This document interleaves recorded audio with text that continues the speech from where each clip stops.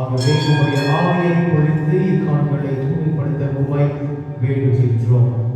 இவ்வாறு நீங்கள் ஆண்டவர் இயேசு கிறிஸ்துவின் உடலும் இரத்தமுமாகிய மாறுவனவாக அவர் பாடுபட உளம் கனிந்து தம்மை கையெழுத்த போது அப்பத்தை எடுத்து நன்றி செலுத்தி அதை பிட்டு தாம் சிறுவர்களுக்கு அவர் கூறியவர், அனைவரும் இதிலிருந்து பெற்று உண்ணுங்கள், ஏனெனில் இது உங்களுக்காக கையளிக்கப்படும் என் உடல்.